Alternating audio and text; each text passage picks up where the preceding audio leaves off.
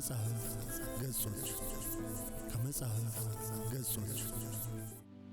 ሰላም ክቡራትና ክቡራን ውድ ኢትዮጵያውያን ከመጽሐፍት ገጾች የተሰኘው ፕሮግራማችን ጀምሯል።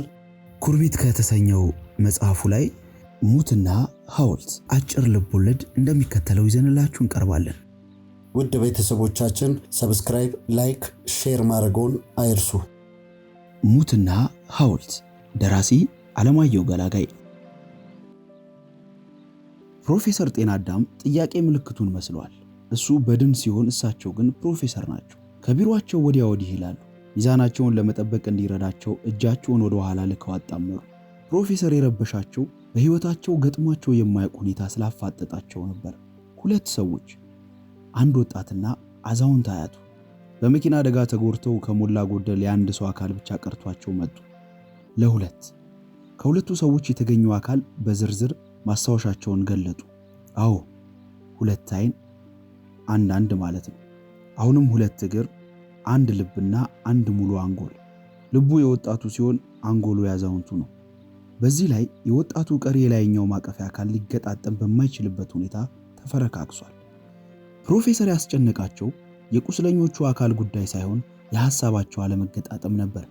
ወጣቱና አዛውንቱ የተለያየ የማይጣጣም አመለካከት አላቸው። ሁለቱም በቅዠት ላይ ሆነው ወጣቱ ቴክኖሎጂ ሲል፣ አዛውንቱ በአፍንጫ ይተከላባክ ይላሉ። ይኸውም አደጋው ከመድረሱ በፊት ሲነጋገሩበት የነበረው ርዕሰ ጉዳይ እንደሆነ ፕሮፌሰሩ ገምተዋል። አካል የአንድ ሰው፣ ሐሳብ የሁለት ሰው እንዴት ይሆናል? ፕሮፌሰር አሁንም ራሳቸውን ጠየቁ። በተደጋጋሚ የሁለት ሰዎች አካል በአደጋ ምክንያት የአንድ ሰው እየሆነ ይመጣል።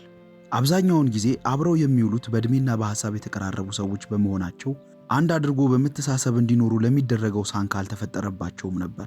ከዛሬው ክስተት ሌላ ወጣቱ ለዘመናዊ ትምህርት ውጭ ቆይቶ የመጣ ሲሆን፣ አያቱ ግን ከእምነት ሌላ የማያውቁ ምስኪን በብህትውና የሚኖሩ አዛውንት ነበሩ። ሁለቱንም ከማጣት አንድ ሆነው እንዲኖሩ ማድረግ ተገቢ ይመስለኛል አሉ ፕሮፌሰር። በሐሳባቸውም ወሰኑ። ፕሮፌሰር ጫት ሳይቃም፣ ዕጣን ሳይጨስ፣ ሀድራው ሳይወርድ እንደው በሌጣው በሚነቀሉበት ምናምን ነገር አንድ አይናቸውን አጨንቁረው አቀርቅረው በመመልከት ትንሽ ከቆዩ በኋላ በሽተኞቹ ወደ ተኙበት ክፍል ደፋ ደፋ ደፋ እያሉ አመሩ። አመራር የሚጠብቁትም ሐኪሞች በአክብሮት ተቀበሏቸው። እህሳ ለውጥ አለ? ዶክተር ችግኝ ቀልጠፍ ብሎ እርሶ የወሰኑበት ከሆነ አለ። እኔ ወስኛለሁ። ጥሩ ሲበዛ እድለኞች ነን ለማለት እደፍራለሁ። ምክንያቱም የሁለቱም ጉዳተኞች አካል ከግማሽ በላይ ቢጎዳም የሁለቱም ምላስ በጥሩ ደረጃ ላይ ይገኛል። በመሆኑም ሐሳባቸውን ልንጠይቃቸው እንችላለን ብዬ አምናለሁ። ምላስ ብቻ ምን ሊረባ አሉና ፕሮፌሰር ወደፊታቸው ዘንበል ስላለው ለሚዛን መጠበቂያ እጃቸውን ወደ ኋላ አጣምረው የወጣቱ አንጎልና ያዛውንቱ ልብ የለም አይደለም? አዎ፣ ግን እኔ ከእርሶ ባላውቅም ምላሶቻቸውን የወጣቱን ከልቡ ጋር ያዛውንቱን ከአንጎላቸው ጋር በጊዜያዊ መልክ አያይዘን አንድ የመሆናቸውን ሐሳብ ብንጠይቃቸው ተገቢ ይመስለኛል አለ ዶክተር ችግኝ። ጥሩ ሐሳብ ነው። አንዳንድ እጅ አላቸው አይደል? አዎ፣ እንግዲያው ከውሳኔያቸው ስራ አስፈርመህ አምጣልኝ አሉና ደፋ ደፋ እያሉ ወደ ቢሮአቸው ተመለሱ። ሁሉም ነገር ተሳካ። የመዋጮ ኑሮ። ፕሮፌሰር በስራቸው 9ኛ ኩራት ተሰማቸው። ምክንያቱም 8ቱን ኩራት አንድ ባንድ ከዚህ በፊት በሌሎች ላይ ኮርተዋልና። ትንሽም ቅር የሚያሰኘው የአሁኑ ድበላ በአካልም ሆነ በአስተሳሰብ እኩል አለመሆኑ ነው። ሌላው ደግሞ ጉዳተኞቹን ሊያስማማቸው ያልቻለ የነበረው የምላስ ጉዳይ ነበር። ምክንያቱም የሁለቱም ምላስ ደና ሲሆን የኔ ይሁን የኔ የሚለው ክርክር ፕሮፌሰር ቢያስጨንቃቸውም በመጨረሻ ዘዴ ዘይደውለት በአንድ ጭንቅላት ሁለት ምላስ ተዋህዶ እንዲቀመጥ አድርገዋል። የመጨረሻ ሥራ የሚተዳደሩበትን ደብ ማርቀቅና የሁለት አንድ የሆነ ስም እንዲኖራቸው ማድረግ ነበር። ይህም በዶክተር ችግኝ ተጠናቆ ቀረበ። ሁሉም የጋራ ነው ይላል ረቂቁ አፉን ሲከፍት። እግሮች የጋራ ናቸው፣ እጆች የጋራ ናቸው፣ አይኖች የጋራ ናቸው፣ ልብና አንጎልም የጋራ ናቸው። እንዲሁም ችግሮች የጋራ ናቸው፣ ደስታዎችም። ስማቸውም ሙትና ሐውልት ተባለ። ሙትና ሐውልት ከተዋሃዱበት ከመውጣታቸው በፊት የመሄድ ጥምረት እንዲኖራቸው እንዲሁም የመብላት ልምምድን ተያያዙት።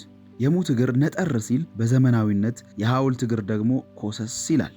ነጠር ጠር ጠር ኮሰስ ሰስ ነጠር ጠር ኮሰስ ሰስ ነጠር ኮሰስ ነጠር ነጠ ኮስ ነጠ ኮስ ነጠቆስ ነጠቆስ እያሉ ልምምዳቸውን በነጠቆስ ቅንጅት ጨረሱ። ከመዋሃጃውም በደማቅ አሸኛኘት ወጡ። ሙትዬ አለ ሐውልት፣ ሐውልትዬ አለሙት። ምን ነው አላምን አልኩ። ፍርሃት ፍርሃት ይለኛል። ልብ ስለሌለ ነዋ። ይልቅዬ እኔ ደስ ደስ ይለኛል። እመን እመን ይለኛል። አንጎል ስለሌለ ነዋ። አንጎል ፍርሃት ነው። አንጎል አለመኖሩ እንዴት ጥሩ ነው ጃል። ልብ አለመኖሩስ ዓለም ነው። በፊት አንስማማም ነበር ሐውልትዬ፣ አሁን ተስማማን ሙትዬ አለና ነጠቆስ እያሉ መንገዳቸውን ተያያዙት። ሁለት ልብ ሁለት አንጎል እንዴት መጥፎ ነገር ነው ባክ፣ ያጣላል። አንድ ልብ አንድ አንጎል እንዴት ጥሩ ነው፣ ያፋቅራል። ሐውልትዬ ሙትዬ እኔ ምንህ ነኝ? ሕይወቴ እኔስ ምንህ ነኝ? ነፍሴ ልብና አንጎል ነፍስና ሕይወት አንድና አንድ ሁለትና ሁለት አራትና አራት ብዙና ብዙ ሕዝብ። ደራሲ አለማየሁ ገላጋይ። ቻናላችንን ሰብስክራይብ፣ ላይክ፣ ሼር ማድረጉን እንዳይረሱ።